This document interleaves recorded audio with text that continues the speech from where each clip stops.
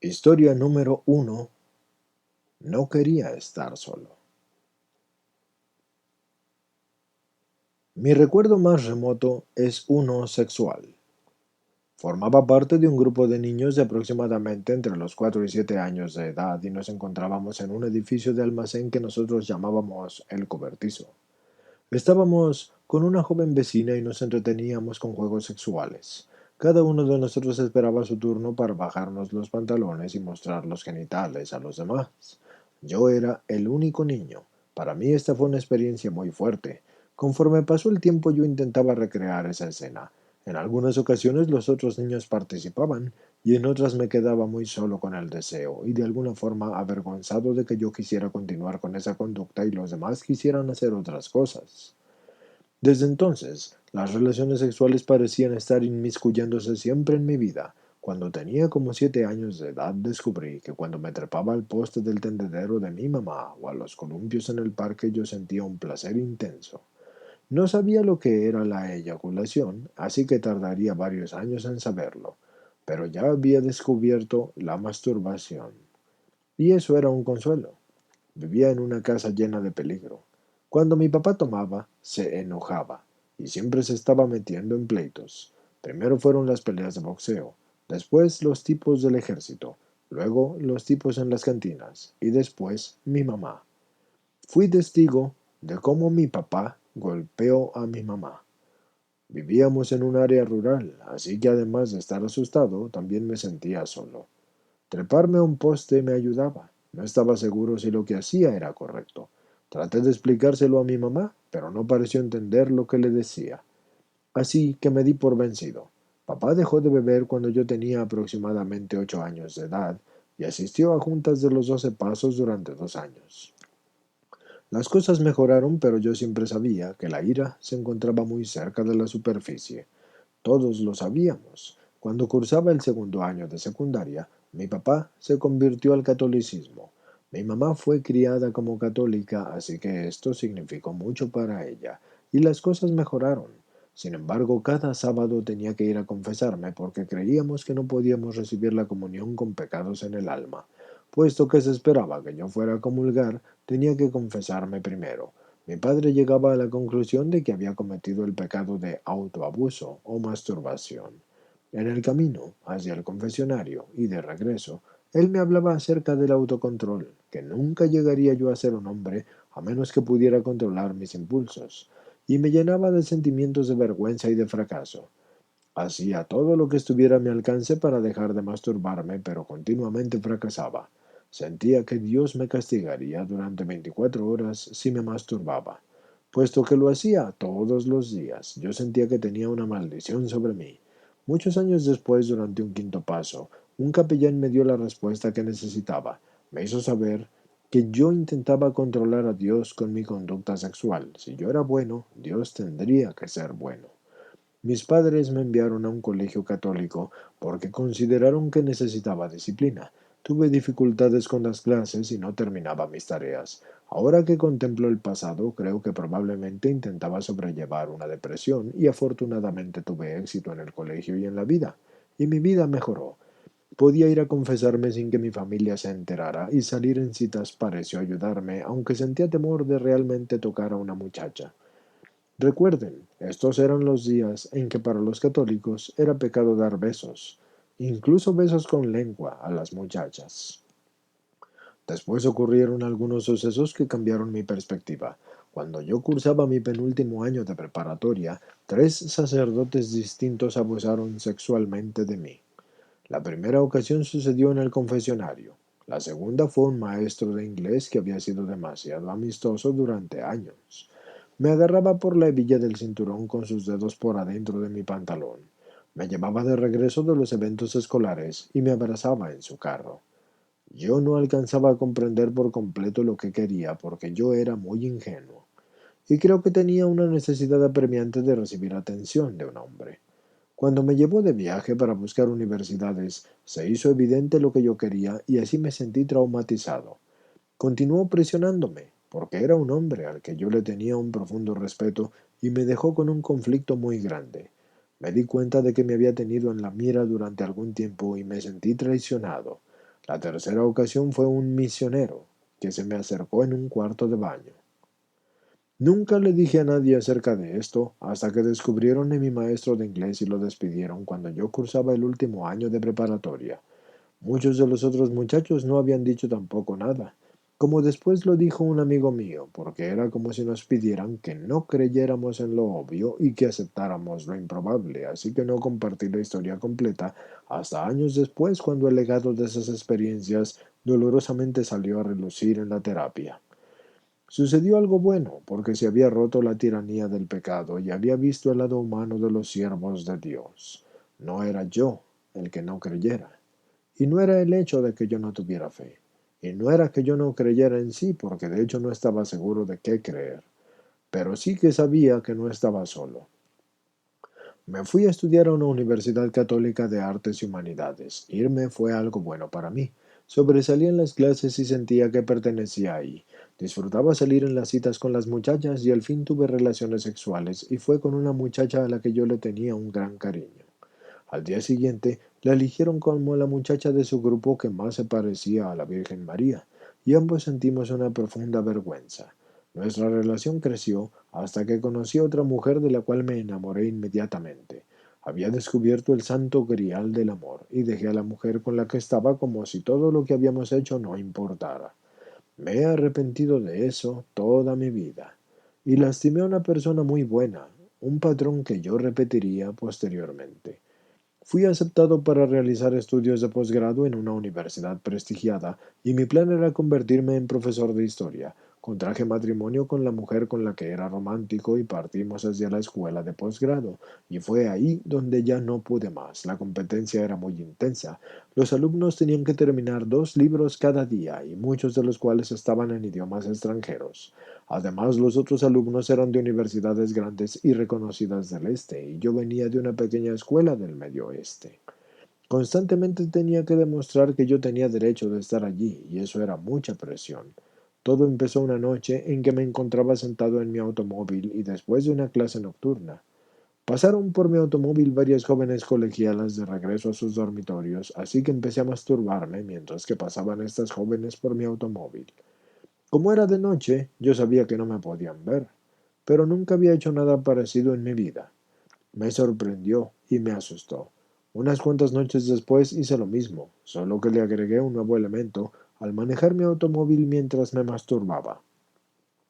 El siguiente paso fue exhibirme a las mujeres cuando yo iba manejando, y todavía lo hacía de noche, por lo que era poco el riesgo de que me vieran. Pero una vez más, me asombré. Y eso me asombró, porque me asombré en el hecho de lo que yo estaba haciendo, porque yo era el buen católico y el trabajador, que trataba de ser honorable en todo lo que hacía. Así que nunca me imaginé que yo pudiera hacer algo así. El placer que sentía era extraordinario, a diferencia del coito o la masturbación solitaria, en la que yo sentía placer, pero esto era lo que los adictos llaman una descarga de adrenalina. La emoción era diferente, el orgasmo era diferente y todo mi cuerpo se sentía diferente durante horas. De hecho, el tiempo pasaba tan aprisa que las horas parecían segundos, y había una gran fatiga y un malestar físico después. Emocionalmente yo sentía una tremenda vergüenza y temor. ¿Qué sucedería si alguien me viera así? Sabía con certeza que era lo más emocionante y lo más estimulante y placentero que yo había hecho en mi vida. A las pocas semanas lo hacía en el día, porque hacerlo de noche ya no era suficiente. Mi conducta seguía siendo furtiva y usaba una chaqueta o manta para taparme.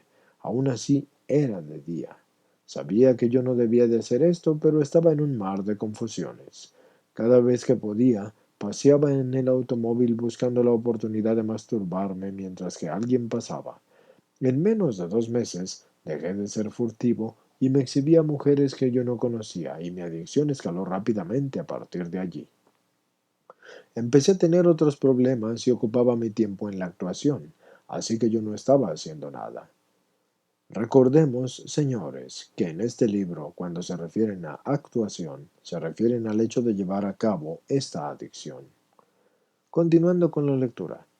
Aún peor, si me subía a mi automóvil no podía estar seguro nunca de si en realidad llegaría a mi destino.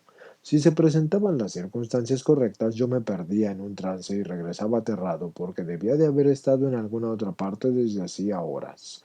Hacía el intento de ir a la escuela en la mañana, pero jamás llegaba. Me pasaba todo el día paseando en el automóvil de 8 a 10 horas seguidas y a la vez masturbándome y exhibiéndome cuando podía.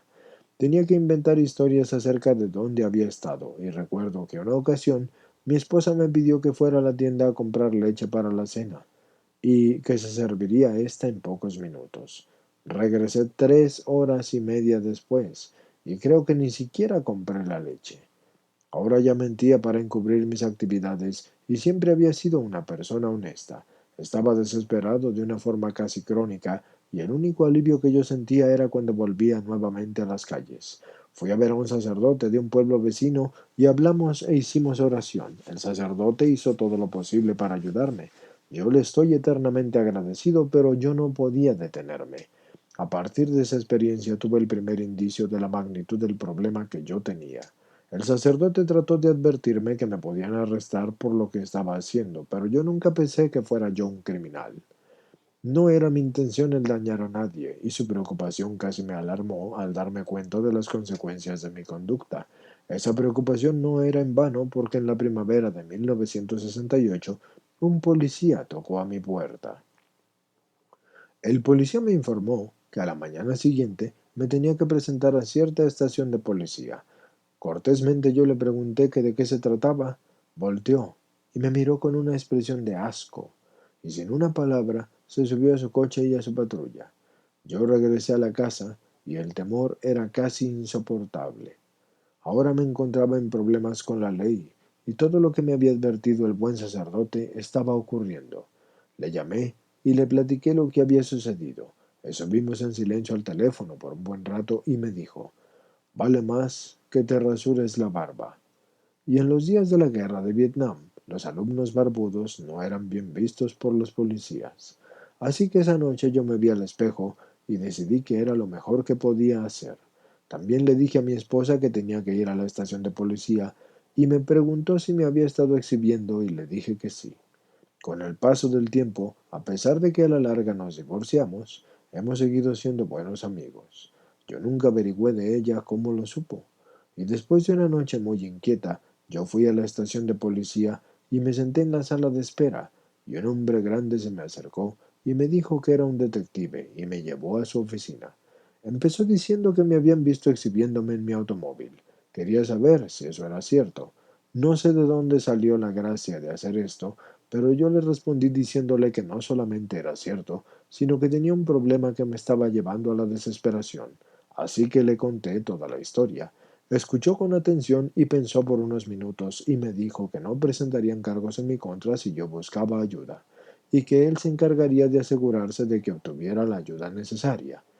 Pero si me volvían a pescar, estaría en serios problemas. Cuando salimos de la oficina hacia el exterior, colocó su brazo alrededor de mis hombros y dijo: me da gusto que no eres uno de esos tipos barbudos raros de la universidad. El detective cumplió su palabra y me recomendó un psiquiatra y fui a varias sesiones en donde le platiqué básicamente lo que había sucedido. Un día me pidió que me anotara 3 pinturas del Renacimiento que me gustaran, así que escribí los títulos de 3 pinturas en una tarjeta y se la entregué. Él me dio una hoja de papel y tenía escritos los nombres de 3 pinturas que él pensó que yo escogería. El psiquiatra había adivinado las 3. Yo me quedé asombrado, porque pensé que cualquier persona que fuera capaz de hacer eso no tendría dificultad en curarme. Así que inicié el psicoanálisis. Retrospectivamente yo no creo que me haya ayudado mucho, aunque sí me pareció interesante. Se sentía bien tener a alguien con quien platicar de todo esto. Terminé con mis actividades en la calle básicamente por temor, y esas primeras semanas fueron insoportablemente dolorosas. No podía dormir y estaba irritable e inquieto. Más que eso, yo sentía el dolor del anhelo y anhelaba regresar a la calle, pero sabía que no podía ir. Aun así, y si actuaba solo un poquito, no sería capaz de detenerme. Para ayudarme a mí mismo, compré un automóvil diferente y cambié mi automóvil americano grande con sus ventanas grandes y transmisión automática por una vagoneta extranjera pequeña y de transmisión manual. Las ventanas eran pequeñas, los asientos pequeños y escondidos, y tenía que meter cambios de velocidad para acabar pronto. Yo hacía muy difícil el llevar a cabo mis actividades anteriores, y también tenía una nueva motivación porque teníamos un nuevo bebé varón. Yo quería hacer lo mejor que pudiera para mi familia. Me dediqué de lleno a mis estudios y empezó a irme muy bien, y obtuve calificaciones de 10 en casi todas mis materias y me otorgaron una beca pedagógica. Descubrí que me encantaba enseñar y motivar a mis alumnos para que aprendieran historia. Sin embargo, mis métodos me causaron problemas y los alumnos se cambiaban de las clases de mis profesores a mis secciones. Yo recuerdo que hice que mis alumnos se vistieran como socialistas, hablando de su socialista preferido. Así tuvimos varias clases fantásticas, y con el tiempo yo recibí un rapapolvo porque era un desordenado e informal. Y esto lo era yo con mis estudiantes, así que le bajé el tono a las clases, pero aún así me encantaba hacerlo. Me pasé 9 meses sin hacer nada más que prepararme para mis exámenes de doctorado a realizarse en la primavera de 1970. Yo terminé mis exámenes escritos y me presenté a mi examen oral una tarde a finales de mayo. Mis amigos y mi familia iban a celebrar conmigo después del examen, y fui a la oficina a sentarme con estos hombres con quienes había estudiado por casi 4 años para escuchar su fallo. Me explicaron que no me iban a aprobar. Consideraban que no era lo suficientemente conceptual para ser un historiador y me exhortaron a que considerara enseñar a nivel de preparatoria, porque también se necesitaban esos maestros, y al parecer yo tenía algo de talento para enseñar. Lo que no sabía yo entonces es que fui el primer alumno de doctorado en más de 40 años al que no se le permitió repetir sus exámenes. Todo lo que yo sabía era que había estudiado durante 8 años y había aprendido 3 idiomas distintos al inglés y había fracasado. Y peor aún, tenía que salir de ese cuarto y enfrentarme con mis amigos y mi familia. Pero también creía que yo conocía un secreto terrible. Esa era la razón por la cual me reprobaron. Así que pensé, es porque Dios estaba haciendo un juicio final. Finalmente me estaba haciendo pagar por mi conducta sexual, y dejó pasar 2 años y medio antes de hacerme saber lo disgustado que estaba conmigo. Entré en una desesperación profunda y no podía explicarles a todos lo que yo pensaba, porque en realidad eso era acerca del porqué de mi fracaso. Recuerden ahora que había mucha tensión en la primavera de 1970. Nixon había invadido Camboya. Había disturbios en casi todos los recintos universitarios. La semana anterior a mis exámenes sucedió el incidente de Kent State, en donde la Guardia Nacional mató a 4 alumnos. Casi todos los recintos presentaban situaciones volátiles, y en esos días uno de los temas comunes era la resistencia del establecimiento. Eso era a las opciones creativas, y los alumnos a quienes habían dado clases escucharon lo que había sucedido en mis exámenes. Así que cumplía yo con el modelo del Estado represivo, y aquí había un maestro creativo al cual no le podían manejar los maestros del, entre comillas, establecimiento. Así que organizaron una protesta y de pronto me convertí en una causa. Y una vez que inició eso ya no hubo forma de presentar una apelación. Tampoco me quería ninguna otra universidad porque me consideraban como una persona de ideas radicales para el plantel. La ironía era casi demasiado grande para un muchacho que había estado absorto en el siglo XVII. Yo conocía muy poco acerca de Vietnam y estaba convencido de que lo estaban castigando por ser un monstruo sexual. Después yo vine a saber que ni los estudiantes ni yo estábamos en lo cierto. El impacto inmediato se dio en mi adicción sexual. En mi pensamiento distorsionado yo me dije a mí mismo que no importaba toda mi buena conducta, así que ¿para qué intentarlo? Empecé a pasear en automóvil de nuevo, excepto que ahora tenía un automóvil que lo hacía muy difícil, y todavía tenía temor a que me arrestaran. Mi esposa y yo nos regresamos a vivir a Minneapolis y empecé a buscar una nueva carrera. Yo no sabía qué quería hacer. Fue uno de los momentos con mayor presión de mi vida. Mis padres y mi esposa y sus padres me presionaban todos para que buscara algo y yo estaba luchando con la desesperación y luego encontré un remedio. Vi un anuncio para un salón de masajes, me bajé a conocerlo con la esperanza de poder exhibirme, pero me inicié a la prostitución. A la masajista no le importó que yo no portara ropa, y de hecho, ella tomó eso como una señal de que yo quería ser sexual. Así que encontré que podía lograr algo de lo que obtenía en las calles y además podía ser sexual. No era tan emocionante, pero no me iban a arrestar, así que me convertí en un adicto a la prostitución. Habíamos vendido nuestra casa en el oeste del país y me estaba acabando el dinero de la venta de un paso alarmante. Así que no podía encontrar un trabajo que me gustara.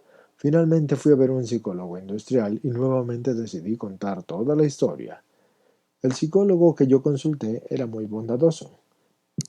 Él fue otra de esas personas que sí me ayudó a cambiar mi rumbo en la vida. Me hizo una serie de pruebas que indicaron que en realidad yo no tenía las suficientes capacidades para ser un profesor de historia.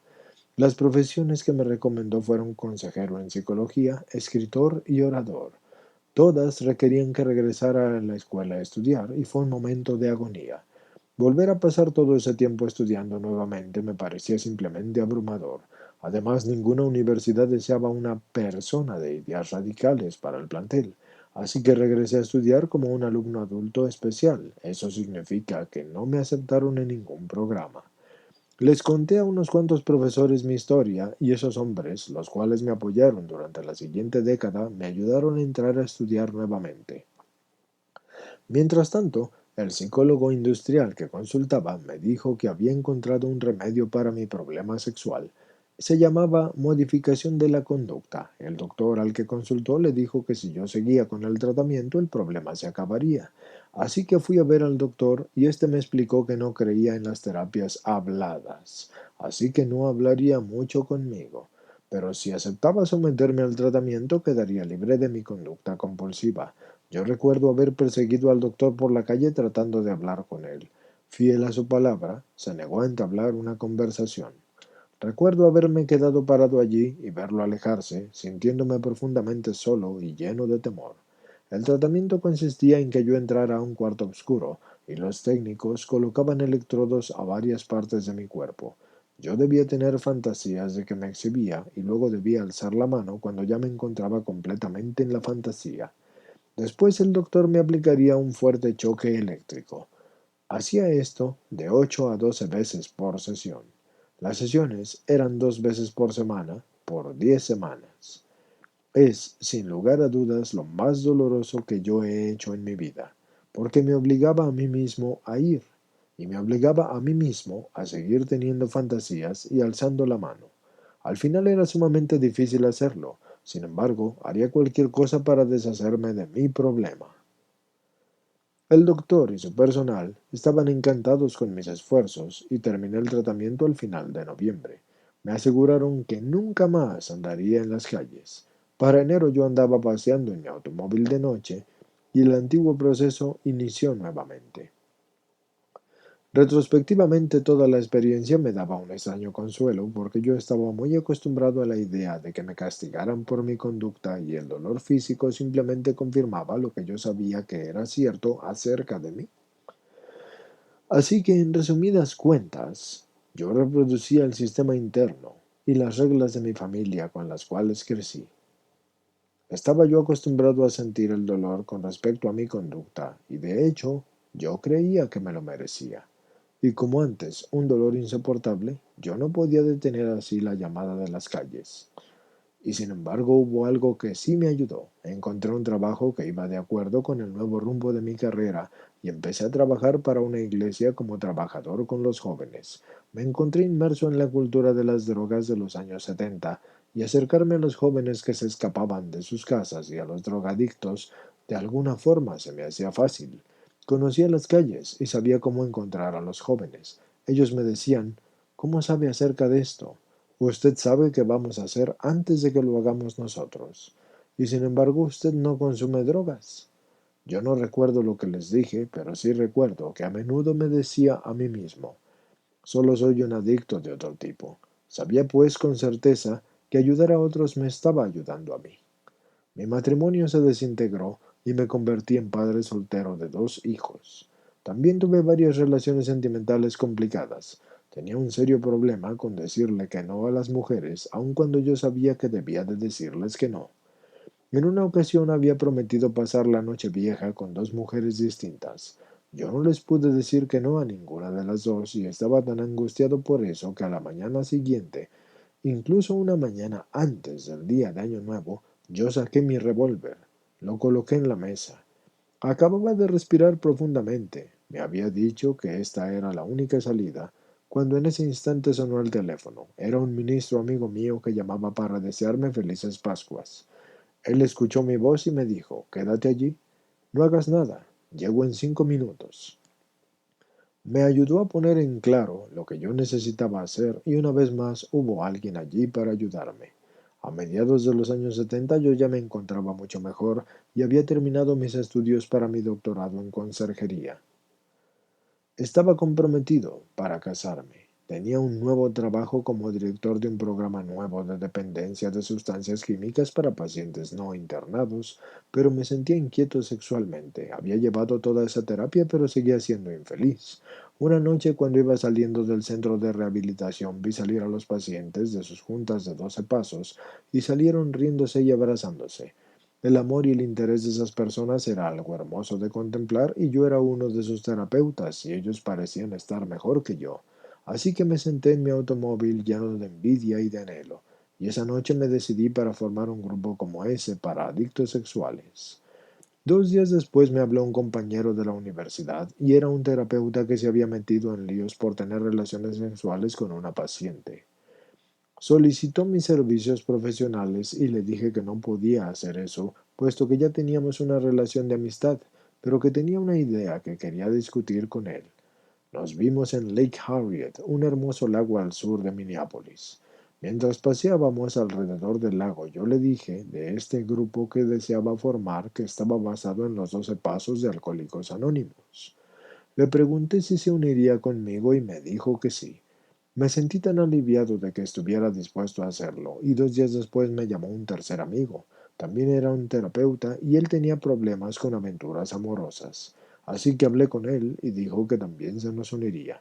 Ninguno de nosotros jamás habíamos asistido a una junta de 12 pasos, así que empezamos juntándonos en un cobertizo, el lugar más retirado que podíamos encontrar.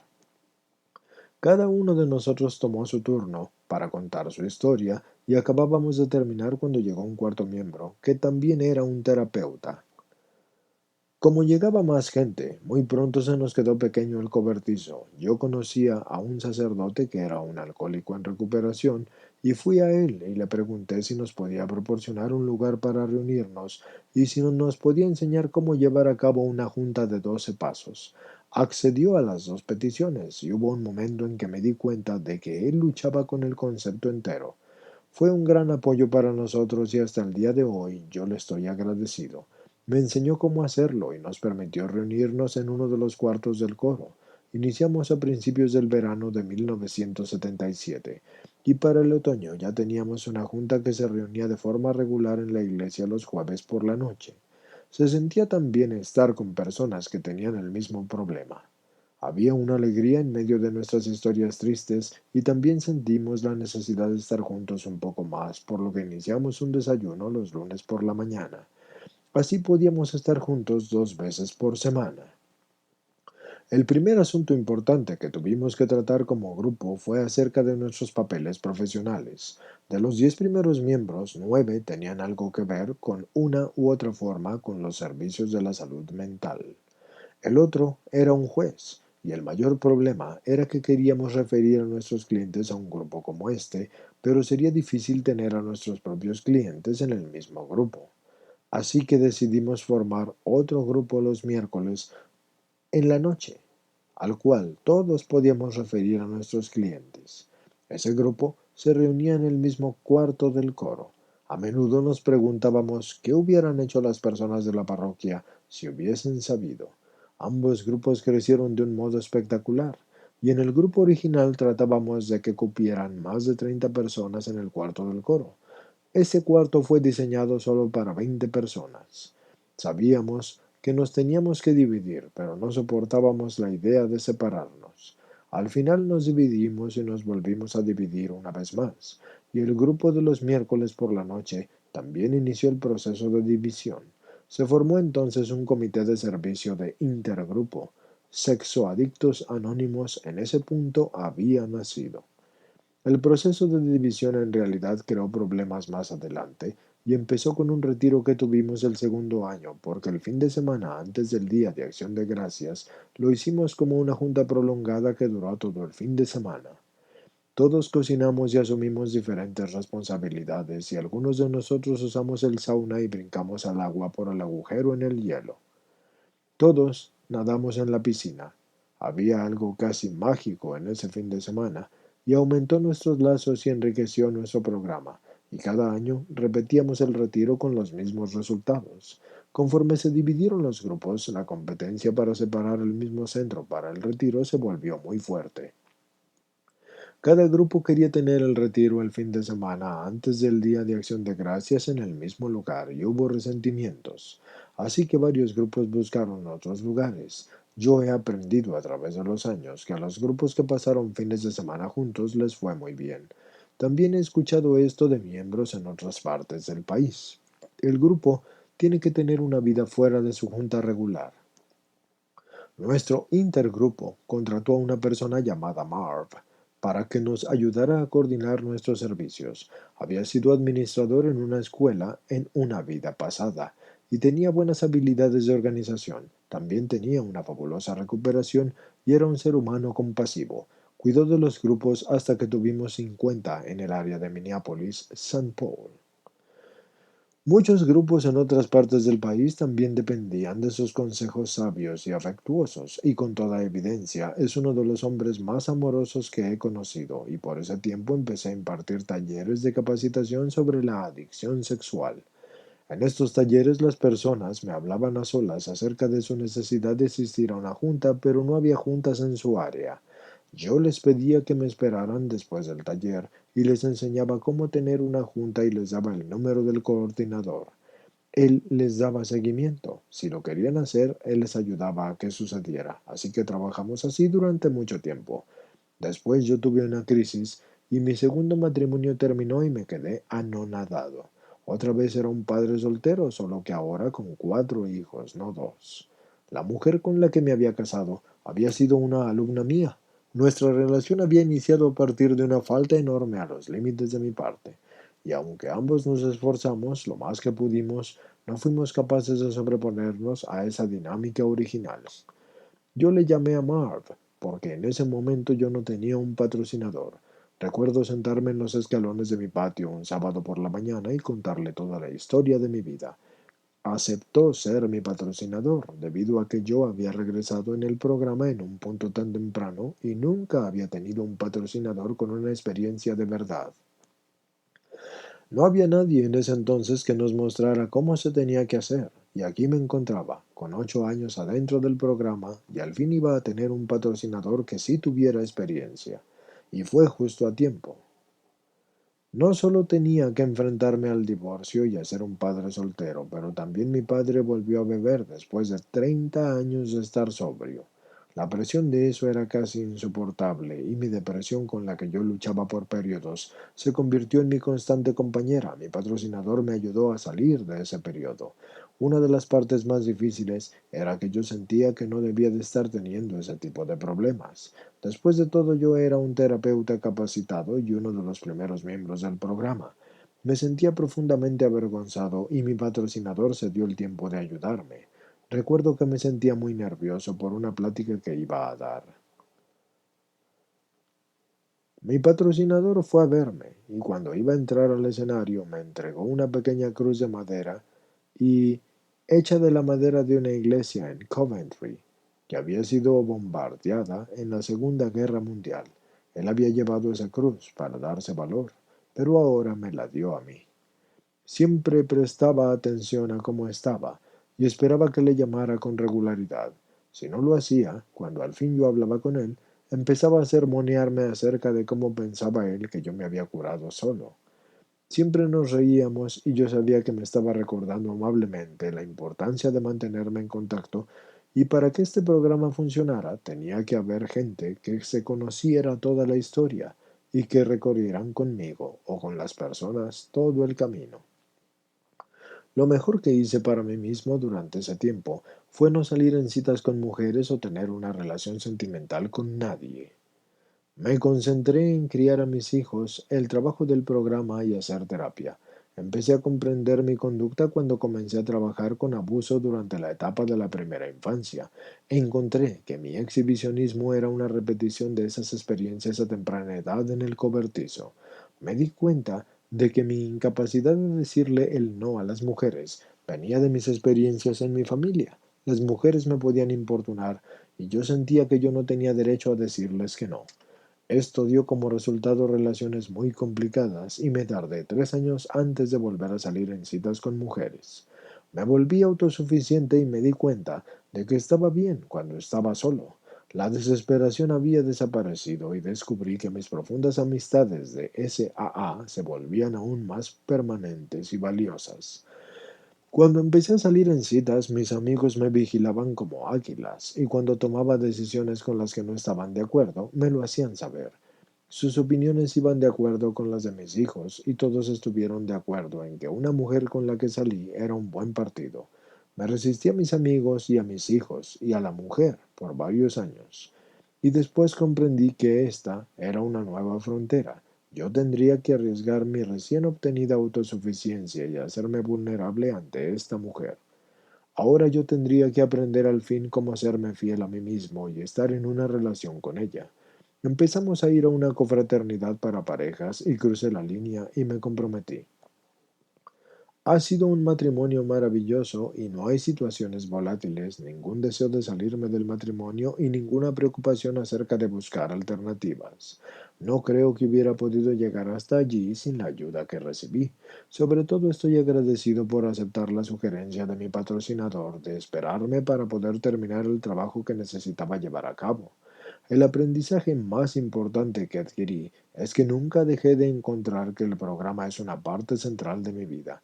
Siempre pareció ofrecer lo que necesitaba, y mucho tiempo después de que la sobriedad dejó de ser un reto principal.